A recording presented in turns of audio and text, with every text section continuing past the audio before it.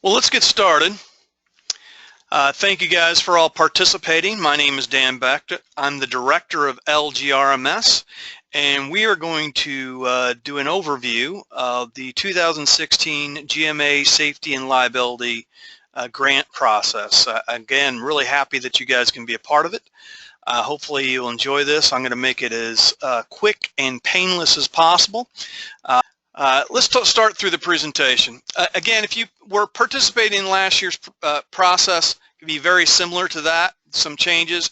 I'm going to talk about those changes, and then the rest of the presentation is going to be exactly what we did, the same as last year, but let's go through it.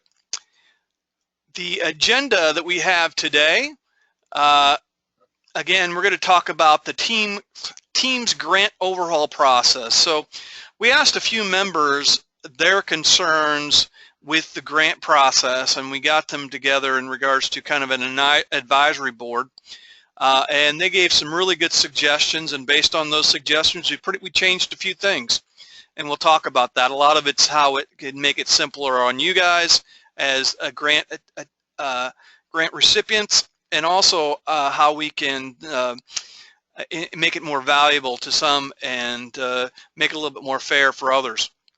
So we also will talk about the grant requirements for 2016 and the changes within that, and then we'll look at the safety action planning and loss analysis process. Again, same process as we did last year, but we'll just go through that for those of you that are not familiar with the process.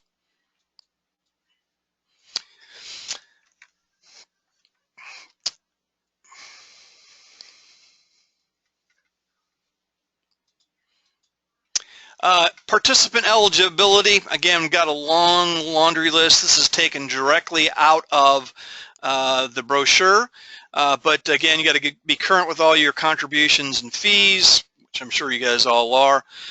You have to be a member employees in at least one LGRMS sponsored training program.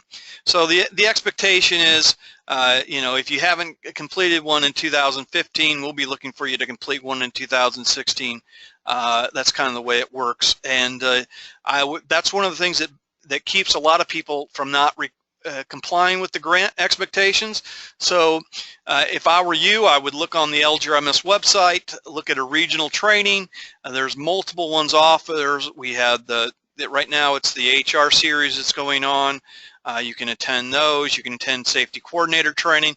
A lot of people ask if they attend a safety coordinator training because they're required to do that, do they also have to do another training? And I will say no. You only are required to attend one of those per year, and if it's a safety coordinator training, you're able to use that one. Would recommend that you send multiple people though to these courses. We have kind of very high-level experts speak at these things. You know, within the HR regional trainings, we have attorneys that are providing that information, very knowledgeable. Law enforcement, we actually pay people from outside the state to come in here and talk to that. So make sure your folks are attending those. We're putting a lot of effort into those, and the people that are speaking there are extremely knowledgeable and can provide a lot of information to your folks. So you don't have to just attend one, you can attend multiples of these. Again, make sure that you're completed with all your LGRMS recommendations when the representatives come on site and make recommendations. Designation of a specific person as the member's safety coordinator. So you need to have somebody that is considered a safety coordinator. Now you can, a lot of people kind of just go through the motions and they'll pick the guy that they like the least as the safety coordinator. I would highly suggest that your membership pick somebody that's a strong leader, because that's what this person is supposed to be doing, is helping to lead and coordinate the safety process. And I'm sure of all the 22 people that are on this webinar right now, you guys are all strong leaders, so I would like to say thank you very much. If you're sitting there, you can applaud to yourself. Show proof of a written policy on holding safety meetings. We'll talk about that. We'll talk about the next piece. A little bit different. So show proof of a written policy, And the last piece, the next bullet, so proof of a policy on requiring a minimum of 2 safety and self-inspections.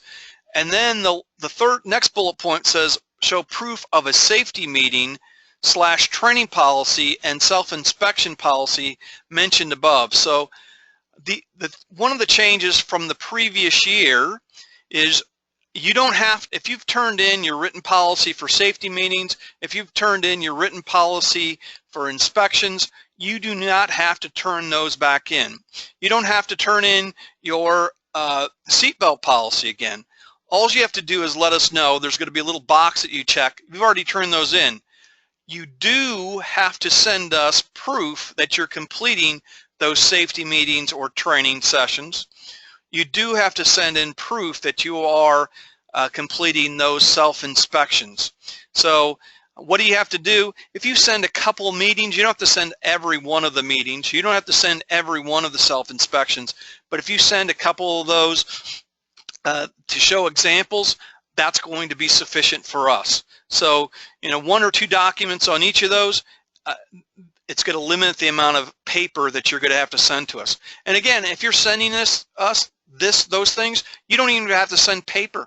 You can scan all that document in and send it to us via email. We actually prefer it. It's easier for us to manage. It's easier for us to control. So when you're sending in this information, go ahead and just scan it and send it in via email. Again, the last thing, show proof there is a written mandatory seatbelt use policy, and then we want to see really a kind of description of how that's distributed. If you've done that in the past, we do not need to see that currently. So again, another elimination of paperwork. And for those folks, those members that have a premium over $100,000, those are the only people that have to show a loss analysis and an action plan. And we're doing that for a couple of reasons. One, for those people that have lesser premiums, we're trying to make it a little bit easier on them. A lot of times their loss trend analysis it does not show a lot because they don't have a lot of incidents to begin with. So we're trying to make it a little bit easier. And we're really trying to work on where we're having a lot of our incidents, which are some of our larger members. You're still welcome to do a loss analysis. You're still welcome to do an action plan. Would highly encourage it. You're not required to, though, for this particular grant process. But anybody with a premium over $100,000, you are required to complete that action plan and loss trend analysis. So let's say that you have a premium, you belong to both the GMA and the workers' compensation funds, and you want a grant from each of those.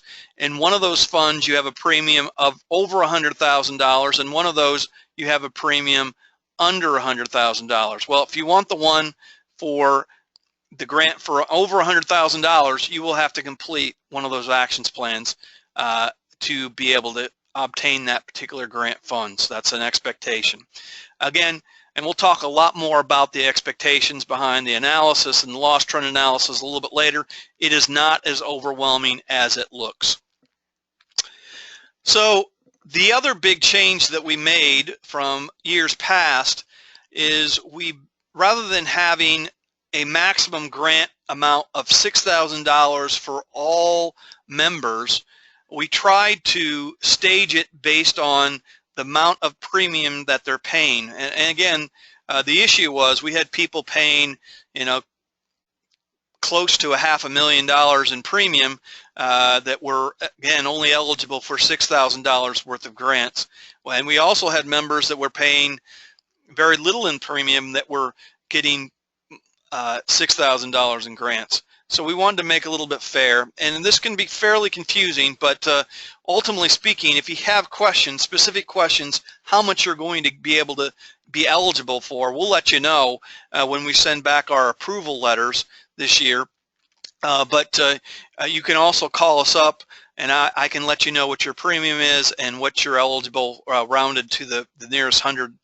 But again, if you have premiums of $200,000 plus, you will be eligible for $10,000 of grant funds. If it's between $60,000 and $200,000, you'll be eligible for 5% of your premium. again, rounded to the nearest $100. If your premiums between $6,000 and $60,000, you'll be eligible for $3,000. If your premiums are below $1,000 or $6,000 to $1,000 to $6,000, you'll be eligible for 50% of your premiums, not less than $500. So gave a few examples of this. The city of Happyville pays $330,000 in GMA premiums and $143,000 in workers' compensation premiums. They would be eligible for $10,000 GMA grant and a $7,200 workers' compensation grant. The city of Partytown pays $15,000 in GMA and $3,600 in workers' compensation. They would be eligible for $3,000 in GMA and $1,800 in workers' compensation grant. So I'm not going to read through the last example. You can see that there. You can read. You guys are all good. Anybody have questions that they want to ask? Anybody have anything they need to know? No questions. Let's see. I'm going to Neil Ford, you are on the line. Do you have a question? Neil, are you out there? I see your hand raised. No? Okay. Neil, if you're out there and you want to talk, just let me know. Go ahead and chat.